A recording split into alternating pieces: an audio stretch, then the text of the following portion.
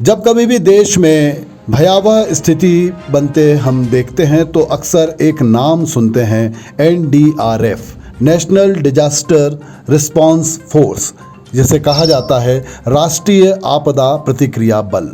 जब ऐसी स्थिति जिससे पार पाना सामान्य नागरिकों के बस की बात ना हो और दुर्घटना विकट हो, ऐसे स्थिति में कॉल किया जाता है एनडीआरएफ को और वो वहाँ पर आकर जान और माल का नुकसान बचाने का काम फुर्ती के साथ करती है। आज एक मॉक ड्रिल हुआ देवास के नगर पालिक निगम परिसर में।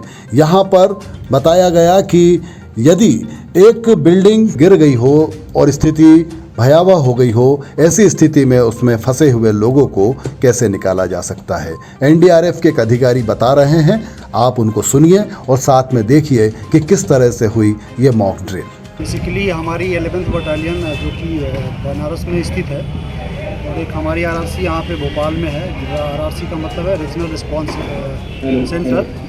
तो ये हमारा एक मॉक एक्सरसाइज था जिसका जो हमने दिखाया है वो CSSR ऑपरेशन हम बोलते हैं, collapse structure search and rescue operation.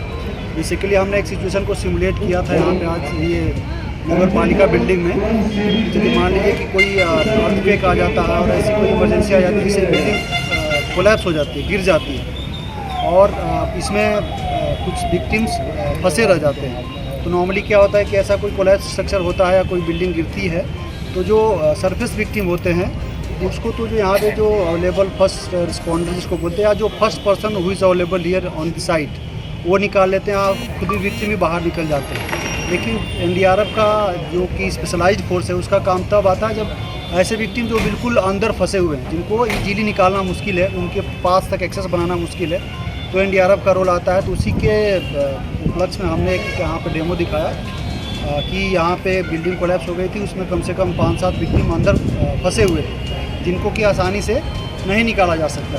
तो हमारे जो स्पेशलाइज्ड रेस्क्यूअर्स हैं, हमारे पास स्पेशलाइज्ड इक्विपमेंट है, उसके ज़रिए हमने अपने स्पेशलाइज्ड इक्विपमेंट और रेस्क्यूअर्स यूज़ करके हमने पहले तो एक्सेस बनाया।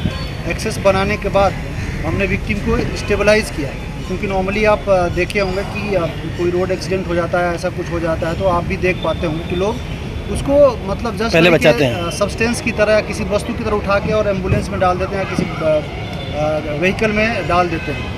लेकिन उससे क्या होता है कि वो विक्टिम की जो इंजरीज़ है और एक्सेलरेट हो जाती है और बढ़ जाती है। बट हमारे जो रेस्क्यूअर्स हैं वो फर्स्ट रिस्पॉन्डर्स क्वालिफाइड रेस्क्यूअर्स हैं। पहले हम विक्टिम के पास एक्सेस बनाते हैं, एक्सेस बनाने के बाद हम विक्टिम को पहले स्टेबलाइज़ करते हैं। स्टेबलाइज़ करने के बाद एक स्टैंडर्ड प्रोसीजर के थ्रू हम उसको एक्सट्रिकेट करते हैं, बाहर निकालते हैं और हमारे मेडिकल कैंप सेटअप रहता है। मेडिकल सेटअप के बाद हम उसको एम्बुलेंस में शिफ्ट करते हैं और फिर उसके बाद वो हॉस्पिटल चला जाता है फर्दर एडवांस ट्रीटमेंट के लिए। दूसरा हमने जो दिखाया उसमें ये दिखाया कि यदि मान लीजिए कि बिल्डिंग कोलैप्स हो जाती है और इसकी जो लैडर्स वगैरह सीढ़ियाँ हैं बिल्कुल डैमेज हो जाती है और कुछ विक्टिम इसके सब टेरेस पे रह जाते हैं, टेरेस पे इकट्ठे हो जाते हैं, तो कैसे हमारे रेस्क्यूअर्स अपने रोप रेस्क्यू टेक्निक्स यूज़ करके वहाँ पे पहुँचेंगे, फिर अपना हम सेटअप लगाएंगे, उनको कैसे वहाँ से हम इवैक्यूएट करेंगे। तो ये हमारा एक CSSR ऑपरेशन का डेमो था। इस डेमो का ये भी मकसद था कि बेसिकली यहाँ के लोगों को थोड़ा सा अवेयर कराया जाए, थोड़ा सा उनको जागरूक करें